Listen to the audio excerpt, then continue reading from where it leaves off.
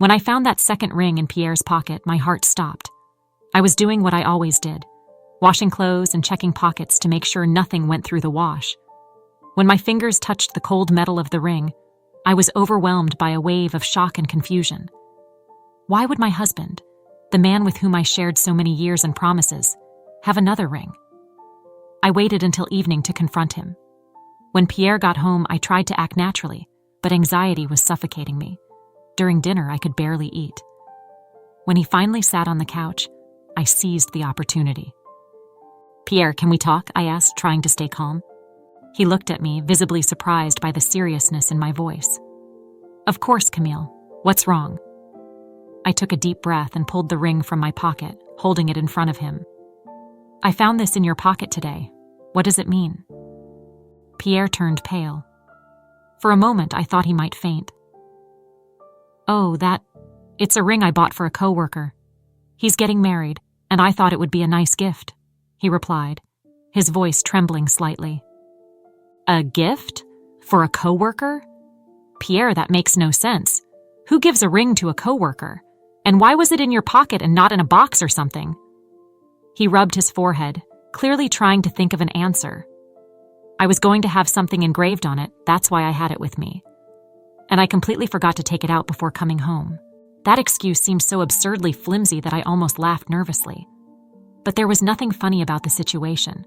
Something was very wrong, and I knew I needed to find out what it was. In the following days, I started watching Pierre more closely. I noticed he was coming home later from work, inventing last-minute meetings, and growing more distant. I felt like I was losing control of my life. It was then that I decided to seek help. I talked to my best friend, Sophie, about what had happened. She was shocked and suggested I hire a private investigator. "I know a great investigator, Lucas. He helped me once when I needed to find out some things about my own husband. He's discreet and efficient," she said. Reluctant but seeing no other way out, I contacted Lucas. We arranged a meeting at a discreet cafe in the city center. When I saw him for the first time, I felt a certain security in his gaze. He had a calm and professional demeanor, which gave me some peace amid the chaos my life had become. "Camille, I understand how you must be feeling right now," Lucas began. "My job here is to help you uncover the truth, whatever it may be. Let's start by following Pierre and seeing what he's up to when he's not at home." I nodded, feeling a mix of fear and relief. "Thank you, Lucas. I just need to know the truth, no matter how painful it is." And so began our journey. Little by little, I discovered that the man I married was hiding secrets I could never have imagined. Each day brought a new revelation, a new disappointment. But I was determined to go all the way, to open every door, to lift every veil. I needed to understand once and for all who Pierre really was and what he had done to our life. Those initial weeks of investigation were a whirlwind of emotions. Every step Lucas took, every new piece of information he brought, made me question everything. The ring had been just the beginning, and I knew the road ahead would be painful but necessary. I was ready to face whatever came, for the truth would always be better than living a lie. Hiring Lucas was a difficult but inevitable decision. After finding that damned second ring in Pierre's pocket, I knew I needed help to unravel what was happening. It was Sophie, my best friend, who recommended Lucas. She said he was an exceptional private investigator, someone I could trust. The afternoon I met Lucas for the first time, I was a chaos of emotions. I didn't know whether to cry in despair or scream in anger. When he arrived at the cafe where we had arranged to meet, he surprised me with his calm and professional demeanor. Lucas had a keen look that conveyed a sense of security and confidence. "Camille, right?" he asked, extending his hand to me. His eyes were a piercing green, almost hypnotic. "Yes, that's me." "Nice to meet you, Lucas," I replied with a firm handshake, trying to hide the tremor in my voice. As we sat down, I went straight to the point. "I found a second ring in my husband Pierre's pocket. I don't know what to do. He gave me a flimsy excuse about a gift for a coworker, but I don't believe him." Lucas nodded, understanding. "I see. It's a complicated situation, but I'm here to help. I need some basic information about Pierre, where he works, his schedules, routines. Can you provide me with that? I gave him all the information I had, feeling a mix of relief and anguish at the same time. Relief for finally doing something concrete and anguish for what I might discover. In the days that followed, Lucas began following Pierre. He kept me informed of every move, every detail. Then he discovered something that left me stunned. "Camille, I need to talk to you. Can we meet tonight?" he asked over the phone. His voice was grave, which made me even more anxious. "Sure. At the same cafe?" I suggested, trying to stay calm. "Yes, I'll be there at 7, he confirmed. When we met, Lucas went straight to the point. "Pierre is frequently traveling to a nearby city. He has a house there, a secret house." "A secret house?" I repeated, incredulous. "Are you sure?" Lucas opened his laptop and showed me photos. There was Pierre coming in and out of a house I had never seen before. My heart raced. "What else have you discovered?" I asked, trying to process the information. "I'm still investigating, but this is a clear sign that he's hiding something big. I need more time to uncover the details," he said, with a tone of voice that mixed empathy and professionalism. Each day that passed, my anxiety increased. I could barely sleep, thinking about what else might be hidden in that house. Lucas continued his investigation meticulously, and I trusted him more and more. One night, he called again. "Camille, I think I've discovered something important. Pierre is spending a lot of time in that house, and he's not alone." "Who is with him?" I asked, feeling a lump forming in my throat. "A woman and 2 children. It seems that Pierre has a second family," Lucas revealed, his voice heavy with sadness. My world fell apart at that moment. Tears streamed down my face as I tried to comprehend the magnitude of Pierre's betrayal. Lucas, noticing my state, tried to comfort me. "Camille, I know this is devastating. I'm here to help you through this." "Thank you, Lucas," I whispered, still in shock. "I just need time to process all this." Lucas became a pillar of strength for me. He was not just an investigator. He became a friend, someone who understood my pain and helped me face it. Together, we started planning the next steps, determined to uncover the whole truth and protect our families from Pierre's dark secrets. When Lucas presented the photographic evidence, I felt my heart shatter into 1,000 pieces. The images were clear and undeniable. Pierre was with another woman, and not only that, he had 2 small children with her. I didn't know how to react. My world felt like a lie. "Camille, I know this is hard to digest," said Lucas, looking directly into my eyes, his expression full of empathy. "But you need to know the truth." I looked at the photos again, trying to make sense of it all. There was Pierre, smiling and hugging those children, an expression of happiness I hadn't seen in our marriage for years. How could he hide this from me? How could he have a second family and still come home every day, pretending everything was normal? I don't know what to do, Lucas," I said, my voice trembling. "How can someone lead a double life like this? And the children? They are so young. He must have been with this woman for years." Lucas nodded, understanding. "Yes, it seems he has had this other life for quite some time. What do you want to do now?" I didn't know. The pain was unbearable, but I knew I needed to find out more before confronting Pierre again. I needed to understand the full extent of the lies and betrayals. "I need to know more, Lucas. I need to understand everything before facing him." "I'll continue investigating then," said Lucas. "But you also need to take care of yourself, Camille. This is very heavy." He was right, of course. But how could I take care of myself when my world was falling apart? That night, I couldn't sleep. I lay staring at the ceiling, reliving every moment of my marriage, trying to identify the signs I had ignored or simply didn't notice. I recalled the excuses for business trips, the nights he came home late, the phone calls he answered quietly, claiming they were from co-workers. The next day, I met Lucas again. He had more information for me. "I found out that the other woman is named Isabel," he said, showing me a dossier with details about her. "She has been living in the neighboring city for about 5 years, and it seems the children are around that age." 5 years? My voice sounded incredulous. Euless.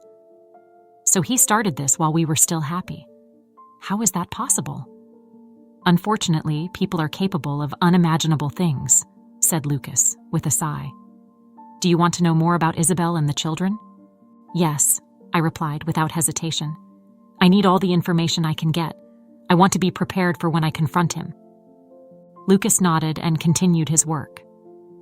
Meanwhile, I tried to maintain a normal facade at home, but it was difficult. Every time I looked at Pierre, I felt a mixture of anger, sadness, and disgust. How could he look at me and our children and lie so blatantly? One afternoon, while Pierre was at work, I sat down with my friend Sophie and told her everything. She was shocked, but also revealed that she was going through problems in her own marriage. Francois has been acting strange lately, she said. Maybe there's a connection with what Pierre is doing. We decided that we would face this situation together. I needed support, and Sophie was willing to help me. While Lucas continued his investigation, Sophie and I began planning our next steps. We needed a strategy to expose Pierre and at the same time protect our families. Each day that passed, I felt a little stronger, more determined. The pain was still there, but now there was a flame of resolution burning inside me. Pierre would not get away with this unscathed. I would uncover all his secrets, and when the right time came, he would face the consequences of his actions. Throughout the investigation, Lucas and I began spending much more time together. Initially, our conversations were strictly professional, focused on uncovering Pierre's secrets. However, as the days turned into weeks, I realized that Lucas was more than just a skilled detective. He was a man with his own story, a story that, in some ways, mirrored mine. One afternoon, while we were in Lucas's office reviewing the photos and documents he had obtained, he opened up to me in a way I didn't expect. Camille, I need to tell you something, he began, with a serious expression on his face. I know this isn't easy for you. I went through something similar. I stopped flipping through the papers and looked at him, surprised. What do you mean, Lucas? He sighed deeply before continuing. My ex-wife cheated on me. I found out in the worst possible way, just like you. I spent months engulfed in doubts and pain, trying to understand where I went wrong. I hired an investigator just like you did, and the truth was a hard blow. But in a way, it made me stronger. And that's why I became a private detective. I wanted to help people going through the same hell I went through. His words resonated deeply with me. Lucas, I'm so sorry, I said, touching his hand lightly. I didn't know. He gave a sad smile. You couldn't have known. But what I want to say is that you're not alone in this. And although it's painful now, you will come out stronger on the other side. Trust me. From that moment on, our relationship changed. Lucas wasn't just the detective I hired. He became a friend, someone who truly understood the depth of my pain. We began to share more about our lives, our hopes, and our fears. He told me about his childhood, his dreams interrupted by his failed marriage, and I shared my insecurities and the overwhelming feeling of betrayal. You know, Camille, he said one day as we were having coffee at a small cafe near the office, you're much stronger than you think. Pierre may have deceived you, but he doesn't define who you are. You have a resilient spirit. I see that in every decision you make. His words gave me strength. Thank you, Lucas. I don't think I would have gotten through this without your help. He smiled. We're in this together, remember? As the investigation progressed, our bond grew stronger. Lucas became not just a pillar of support, but also someone I could fully trust. Our conversations, initially centered on Pierre, began to cover a broader range of topics. We talked about our dreams, our aspirations, and inevitably about the future. Camille, he said one day with a seriousness I rarely saw in him, I know this may seem inappropriate now, but I want you to know that, well, I care about you, more than just professionally. My heart raced. Lucas, I don't know what to say. You don't need to say anything now, he replied quickly. I just wanted you to know, and I don't expect anything in return. I want you to have time to heal, to find yourself again. I'll be here regardless of what happens. The honesty and care in his words touched me deeply. Thank you, Lucas. That means a lot to me. As I grew closer to Lucas, I began to realize that my life with Pierre had never been what I imagined. The lies and betrayals were just the tip of the iceberg. My marriage, which I believed to be solid, was actually a fragile construction based on illusions. With Lucas by my side, I began to see a future where I could be truly happy, free from the shadows of the past. When Sophie learned about my situation, it was like a huge weight had been lifted off my shoulders. She invited me for coffee at our favorite spot, a small cafe on the corner of St. Paul Street, where we used to meet to talk about life, children, and of course, husbands. That day, the coffee tasted different, more bitter perhaps, reflecting the storm brewing in our lives. "Sophie, I don't know what to do," I confided, stirring my coffee, lost in my thoughts. She looked into my eyes with a mix of compassion and determination. "Camille, I'm going through something similar too," she said, her voice trembling slightly. "Francois has been acting strange in recent months, and now I know he's involved in something big. And it's not good." I was silent for a moment, processing the revelation. "Do you think they're in this together? Pierre and Francois?" I asked, trying to piece together the puzzle. "I don't know for sure, but something tells me yes," Sophie replied, sighing. "We need to find out the truth, not just for us, but for our children. They deserve to know who they're dealing with." From that moment on, our alliance was formed. We decided we would dig deeper, uncover all the secrets, and expose the truth, no matter how painful it might be. Sophie, always so strong and independent, gave me the courage I needed to keep going. "Let's start by going to the neighboring city," she suggested. "We need to see with our own eyes what Pierre is doing there."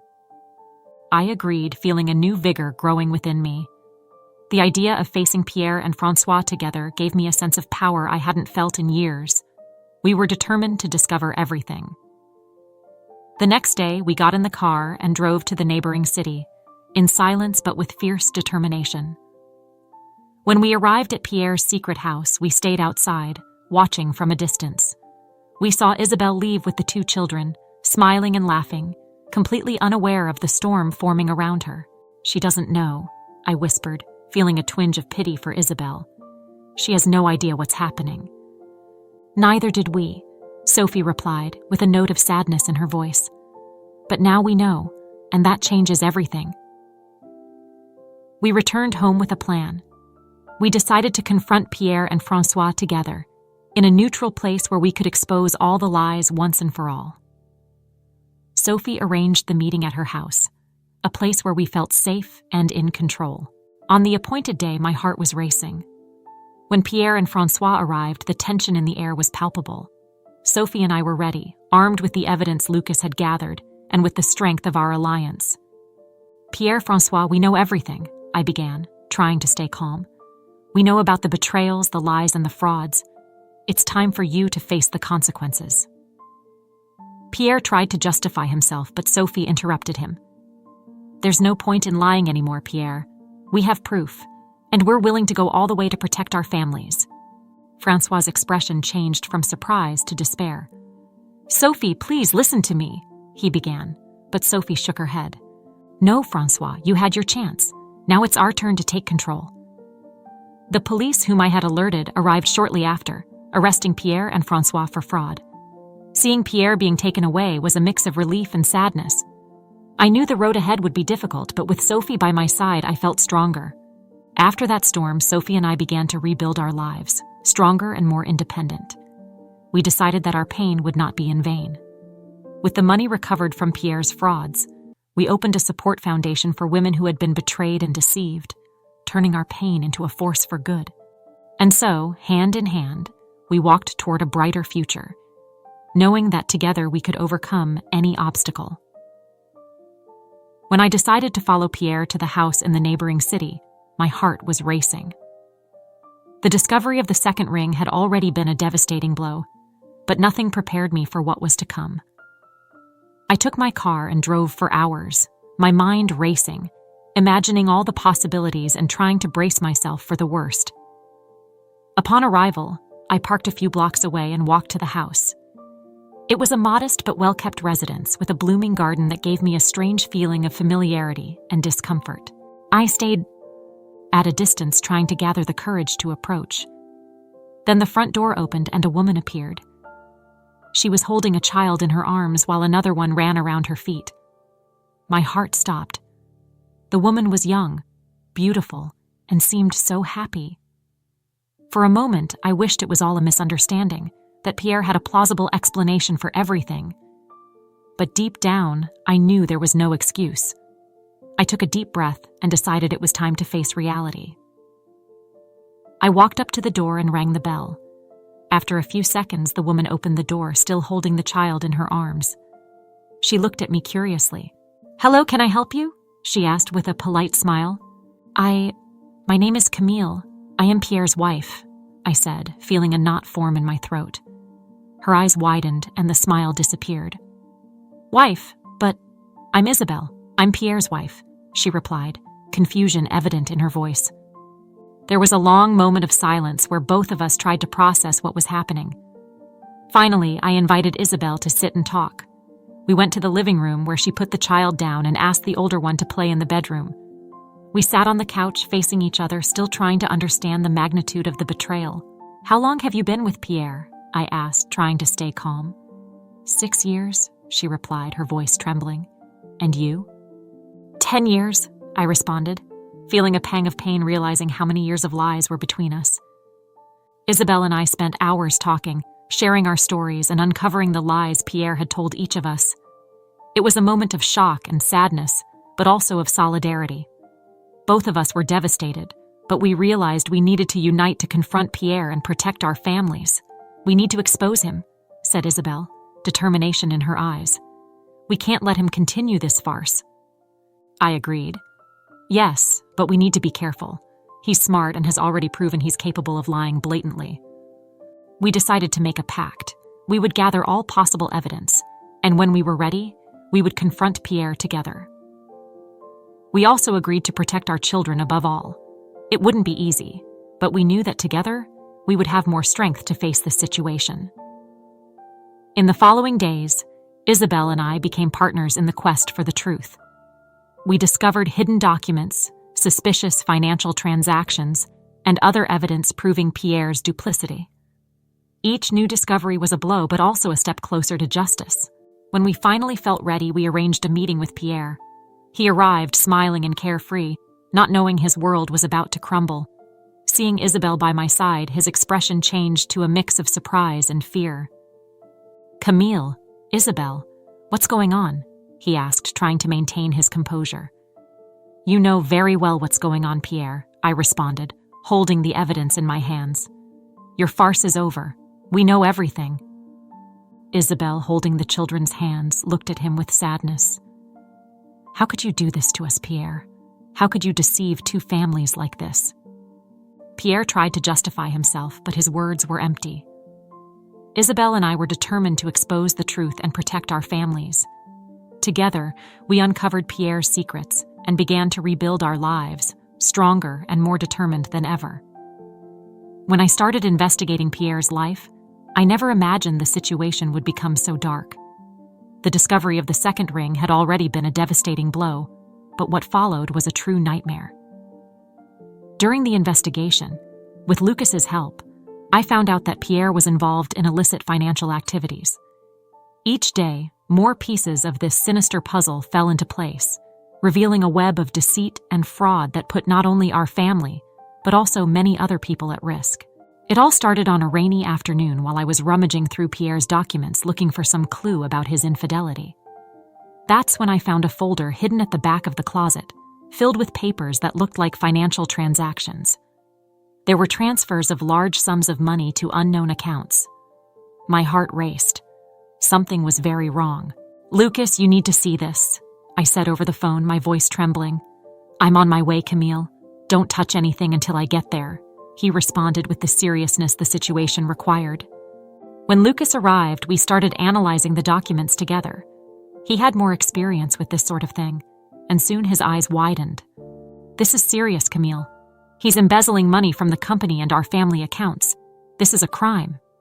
If this comes to light, He could be imprisoned, and your family could lose everything. I felt like the ground was opening up beneath me. My mind was spinning with the possibility of losing my children's financial security. We needed to act cautiously. We can't let this continue, Lucas. But I can't let my children suffer the consequences of Pierre's actions either. Lucas nodded. We need to gather more evidence. We need to be absolutely sure before taking any steps. In the days that followed, Lucas and I worked tirelessly. We managed to track the money transfers and discover that Pierre was not only maintaining a second family, but also financing a luxurious lifestyle for them with the embezzled money. This is unbelievable, I vented one night, exhausted. I know, Camille, but we're close to having everything we need to expose him, said Lucas, trying to comfort me. Amidst the investigation, I noticed that Pierre was becoming increasingly nervous and evasive. He was starting to realize something was wrong. One day, while he was in the shower, I grabbed his phone and took pictures of incriminating messages and emails. With each new discovery, the image of the man I thought I knew disintegrated a little more. Finally, one weekend, Lucas and I compiled all the evidence. There were documents, photos, messages, everything we needed to expose Pierre. While I felt a sense of relief for being close to a resolution, the fear of destroying my children's stability tormented me. This will be difficult, Camille, but you're doing the right thing, said Lucas, holding my hand firmly. I know, but I can't let him keep deceiving and putting everyone at risk. My children deserve the truth, even if it's painful. Lucas looked at me with admiration. You're stronger than you think. We'll face this together. With all the evidence in hand, I arranged a meeting with Pierre. I knew I couldn't delay the inevitable any longer. It was time to confront him and expose all his lies and betrayals. Pierre, we need to talk, I said, trying to stay calm. He looked at me suspiciously. About what? About this, I responded, throwing the folder of documents on the table. And about what you've been doing all these years. Pierre's face turned pale. He knew the game was up. I was ready to face the storm and protect my family from the man I once thought I knew. After uncovering Pierre's dark secrets, I found myself in a moral dilemma that seemed impossible to resolve. On one hand, there was the need to expose all his betrayals and illicit activities, ensuring he was held accountable for his actions.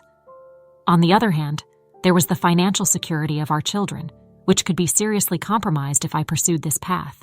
Sitting in the living room with the evidence spread out before me, I felt a tremendous weight on my shoulders. How could I make such a decision? Tears streamed down my face as I tried to find a solution. Camille, you need to think about your children, said Sophie over the phone. But you also need to think about yourself.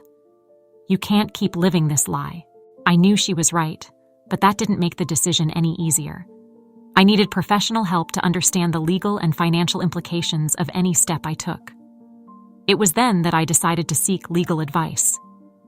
I scheduled a meeting with Dr. Helena Carvalho, a lawyer specializing in family and financial law. On the day of the meeting, I sat in the leather chair in her elegant office, trying to stay calm. Dr. Helena greeted me with a warm but professional smile. Camille, I'm here to help you. Let's start from the beginning, she said, taking a notebook. Tell me everything that happened. I recounted the whole story, from the discovery of the second ring to the documents proving Pierre's financial fraud. Dr. Helena listened attentively, making notes and occasionally interrupting to clarify some detail. You're in a very complicated situation, Camille, she finally said. But there are ways to protect your children and ensure Pierre is held accountable. But how? I asked desperately. How can I do that without risking everything? The first thing we need to do is ensure you and your children have financial security, she explained. We can request a court order to freeze Pierre's assets, ensuring he cannot transfer or hide the money. Additionally, we can negotiate a settlement to protect a portion of the assets for you and your children. Is that really possible? I asked, feeling a glimmer of hope. Yes, it's possible. But you need to be prepared for a legal battle. Pierre will not give up easily, especially if he realizes his freedom is at risk, she warned. As Dr. Helena detailed the next steps, I felt a mix of fear and determination growing within me. I knew it would be a tough fight, but I needed to do it for my children and myself. The next day, I returned home with a plan. I called Sophie and Lucas, sharing Dr. Helena's guidance and asking for support. Both were incredibly supportive. "We're with you, Camille," said Lucas, holding my hand. "We'll get through this together." With their support and Dr. Helena's legal guidance, I began taking the necessary steps to protect my children and ensure Pierre was held accountable. It was a painful and exhausting process, but each step brought me closer to the truth and justice.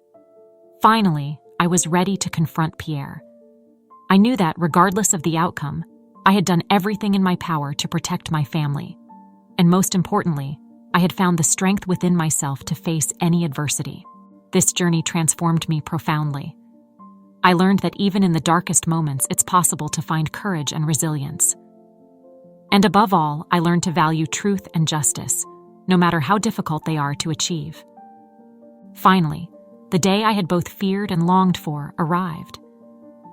I gathered everyone in the living room where so many happy memories had been built, but now would be the stage for a painful revelation. Pierre sat on the couch with a look of confusion and worry. Isabelle, the other woman, was by his side, just as nervous as he was. Sophie and Francois, our longtime friends, stood nearby, looking uncomfortable. Lucas, the private investigator who had become a close friend, stood beside me, giving me strength. I took a deep breath and began. "Pierre, I think we all know this isn't just a friendly gathering. I found the second ring in your pocket, and that was the start of a long investigation. I'll be direct. I discovered everything." Pierre tried to interrupt. "Camille, I can explain." I raised my hand to silence him. "No, Pierre, now you're going to listen. Lucas, please show the evidence."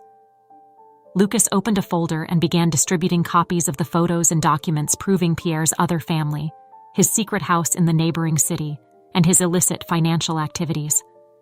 Isabelle looked at the photos, incredulous. "Pierre, what is this? You said you were always traveling for work." Francois, visibly uncomfortable, tried to intervene. "Maybe there's an explanation for all this." Sophie interrupted him with a firm voice I had never heard before. "Francois, stop. We know about the financial fraud. Camille found the documents. You're involved too, aren't you?" Francois turned pale and couldn't respond. The tension in the room was palpable. All eyes were on Pierre, waiting for a reaction. Pierre stood up, trying to maintain his composure. "Camille, Isabelle, I know I made mistakes. I was trying to fix things, but I got more and more tangled up. I never wanted to hurt anyone." I felt a mix of anger and sadness. "You never wanted to hurt anyone? Do you have any idea what you've done? 2 families, Pierre. 2. And you were embezzling money from the company and our personal accounts. You put all of us at risk." It was at that moment that the doorbell rang. I looked at Lucas, who nodded. He had alerted the police. 2 officers entered the room, and one of them addressed Pierre. "Mr. Pierre Dubois, you are under arrest for fraud and embezzlement. You have the right to remain silent." Pierre looked at me, his eyes pleading for understanding. "Camille, please." I couldn't hold back the tears, but I kept my voice firm. "You made your choices, Pierre. Now you need to face the consequences." The police officers handcuffed him and led him away. The room fell into an uncomfortable silence. Isabelle was in tears. Sophie was comforting Francois, trying to understand the extent of his own betrayal. Lucas put his hand on my shoulder. "You did the right thing, Camille. Now it's time to think about you and your children." I knew he was right. The feeling of relief was mixed with deep sadness, but I knew this was the beginning of a new life. Lucas, who had become an invaluable support, looked into my eyes. "I'll be here for whatever you need, Camille. You're not alone." Sophie approached and hugged me. "We'll get through this together, friend. Stronger than ever." I knew there was still a long road ahead, but at that moment, surrounded by people who truly cared about me, I felt a new strength growing within me. It was time to rebuild, to turn the pain into something positive, and I was ready to face this challenge. With Pierre arrested, an avalanche of emotions overwhelmed me. It was a mix of relief at finally having exposed all the lies and sadness at seeing the man I once loved being taken away in handcuffs. My children were confused, and I had to be strong for them. I sat in the living room, tears streaming down my face when Lucas came in, bringing a cup of tea. "Camille, I know it's hard now, but you were incredibly brave. I don't know what I would have done without you in this process," he said, placing the cup on the table beside me. I looked at him, my eyes red from crying, and replied, "Thank you, Lucas.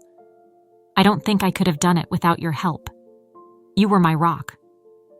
Lucas sat next to me, his presence bringing unexpected comfort. "Camille, I know this isn't the best time, but I need to be honest with you. I've developed feelings for you over this time, but I respect your space and your time to heal." I was surprised, although a part of me had already noticed the change in our dynamic.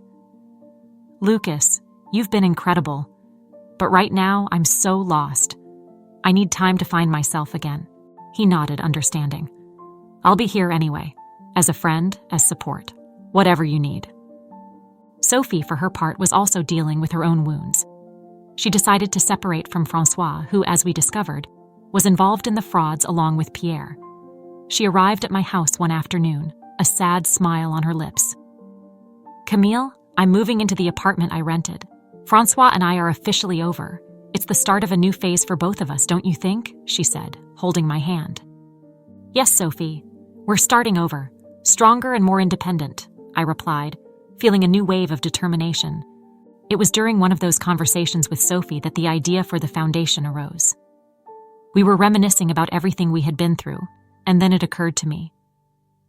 "Sophie, what if we used the money we managed to recover from Pierre's frauds to help other women who have gone through similar situations? We could open a support foundation." Sophie's eyes lit up. "Camille, that's brilliant. We can turn our pain into something positive, something that really helps other women." And so, the Renaissance Foundation was born. It was a long process, but each step seemed to heal me a little more. We used the money to create a support network, offering legal, emotional, and financial help to betrayed and deceived women. The work we did gave me a new purpose, and for the first time in a long while, I felt in control of my life. One day, while organizing a fundraising event, Lucas came up to me, a shy smile on his lips. "Camille, you look amazing. Look at everything you've done. I'm so proud of you." I smiled at him, feeling a wave of gratitude. "Thank you, Lucas. I don't know if I would have gotten here without you." He held my hand, his eyes full of affection. "I'll always be here for you in any way you need." The foundation thrived, helping countless women rebuild their lives. And me? Well, I was rebuilding my life, one day at a time, stronger and more independent than I ever imagined possible. Lucas and I remained close, and who knows what the future holds. The important thing is that I turned my pain into a force for good, and that, in itself, is a victory. Did you enjoy this story? If so, don't forget to like and subscribe to the channel for more exciting and engaging stories. Your support is essential for us to continue bringing high-quality content.